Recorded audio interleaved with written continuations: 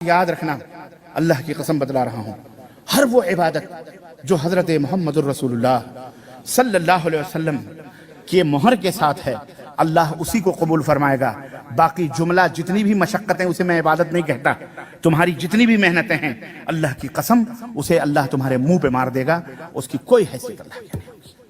یہاں 8 رکعت پڑھو، 20 رکعت پڑھو، جیسے ہی رمضان آتا ہے کہتے ہیں سرکش شیاطین بند ہو جاتے ہیں، یہ دنیاوی شیاطین کھل جاتی ہے ذلیل۔ جہاں دیکھو فیس بک پہ، واٹس ایپ پہ، یہ وہ 8-20 8-20، ابے پڑھ تو نہیں، پڑھتے ہی نہیں۔ اجی امام حرم 20 پڑھتے ہیں، تم اتنی کیوں پڑھتے ہو؟ بے ماں بھیا، امام حرم اور بھی بہت کچھ کرتے ہیں، آپ کرتے ہو؟ اب یہ سب حماقت ہے۔ رمضان آتا ہے، پھر رمضانی میں یہ کیوں کاکروچ اور یہ سب کھولتے ہو، یہ پوٹلیاں؟ تاکہ شیطان ہیں، یہ شیاطین ہیں، تاکہ چاہے کوئی بھی ہو، چاہے وہ 8 پہ بحث کرے یا 9 پہ بحث کرے یا 12 پہ بحث کرے یا 13 یا 20 یا 36 یا 40۔ سنو، اللہ کے رسول صلی اللہ علیہ وسلم فرمایا من قام رمضان ایمانا واحتسابا، ارے ایمان ہی نہیں ہے تو تمہارے قیام کا، صیام کا فائدہ ہی کیا ہے؟ اللہ کے رسول صلی اللہ علیہ وسلم فرماتے ہیں جس نے قیام کیا رات کو رمضان کے مہینے میں ایمان کے ساتھ، پہلے ایمان تو صحیح کرو، ٹارگٹ تو صحیح کرو، ہدف تو صحیح کرو نا، ایمان ہی درست نہیں ہے تو پھر ایسی عبادت کا جو کبھی اقبال نے کہا تھا جو سر بسجدہ کبھی ہوا تو زمین سے آنے لگی صدا، تیرا دل تو ہے صنم آشنا، تجھے کیا ملے گا نماز میں، پڑھ نماز۔ شیطان کا سب سے بڑا حملہ کسی بھی بندے پر جب ہوتا ہے، کس پر ہوتا ہے؟ اس کی نمازیں چھوڑوا دو، اسے روزے نہ رکھنے دو، نہ۔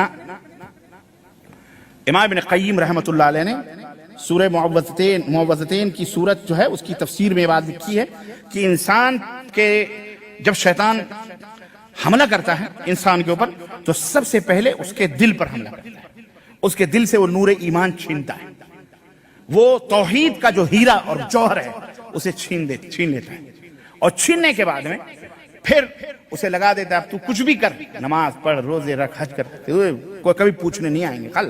وہ بیچارہ پتہ ہی نہیں ہے، اس کو علم نہیں ہے عبادت کیا ہے، وہ اپنے مولویوں سے، ان کے مولاؤں سے جو سیکھا ہے اسی کو عبادت سمجھا ہوا، کوئی تسبیح لے کے گھما رہا ہے، کوئی چیئیں پڑھ رہا ہے، کوئی چنے پڑھ رہا ہے، کوئی قرآن خوانی کر رہا ہے۔ میں نہیں کہتا قرآن کر، بھئی عبادت کرنا غلط نہیں ہے، عبادت کرنا کیا ہے؟ بولو، فرض ہے عبادت کرنا۔ اب تم کیا کہو گے، رام گوپال سنگھ کے بھی عبادت کو صحیح کہہ لو گے؟ کیوں عبادت کرتے، وہ بھی صحیح ہے، عبادت صحیح ہے، فرض ہے، لیکن وہ قابل قبول کب ہوگی؟ جب وہ طریقہ محمد الرسول اللہ صلی اللہ علیہ وسلم سے جڑی ہوگی۔ اس کے بغیر کوئی عبادت، کوئی روزہ، کوئی حج، تمہاری نیت کتنی بھی خالص کیوں نہ ہو، طریقہ اگر سنت رسول صلی اللہ علیہ وسلم سے الگ ہے، وہ عبادت قابل قبول۔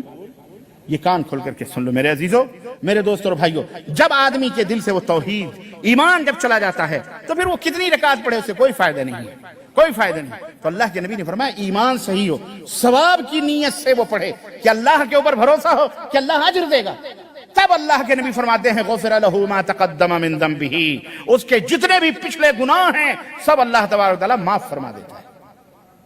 سوچیے آپ، غور کیجیے، ورنہ یہ قیام و رکوع سجود سے کیا فائدہ ہے؟ بتوں سے تجھ کو امیدیں، خدا سے نا امیدی، بتوں سے تجھ کو امیدیں، خدا سے نا امیدی، مجھے بتا تو صحیح اور کافری کیا ہے، مجھے بتا تو صحیح اور کافری کیا ہے؟ تقلید کی روش سے تو بہتر ہے خودکشی، رستہ بھی ڈھونڈ، خضر کا سودا بھی چھوڑ دے، اور امن و امان چاہتے ہو اے پوری دنیا کے لوگوں، چاہے مسلم ہو یا غیر مسلم ہو، دو ہی کیٹیگریاں ہیں، مسلم یا غیر مسلم۔ سنو، اگر امان چاہتے ہو تو پھر اس عبادت کے طور طریقے کو صحیح کرو، اللہ سے اس کا رشتہ جوڑو، رسول اللہ صلی اللہ علیہ وسلم کے طریقے کے مطابق کرو۔ اللہ فرماتا ہے کہ اللہ کے ولی ہو جاؤ گے، قل ان کنتم تحبون اللہ فاتبعونی یحببکم اللہ، میرے نبی کی پیروی کر لو، اللہ کے محبوب بندے بن جاؤ گے، اللہ تم سے خوش ہو جائے گا، اللہ تم سے راضی ہو جائے گا۔ اور سنو، عبادت کی روح، میں نے کہا تھا لاسٹ میں، عبادت کی روح بھی رضا الہی ہے۔ یہ جو نمازیں پڑھتے ہو، یہ جو روزے رکھتے ہو، یہ جو حج کرتے ہو، یہ جو عبادات کرتے ہو، ان ساری عبادتوں کی روح اور اس کا خلاصہ اور اس کا مقصد صرف یہ ہے کہ ہمارا رب راضی ہو جائے۔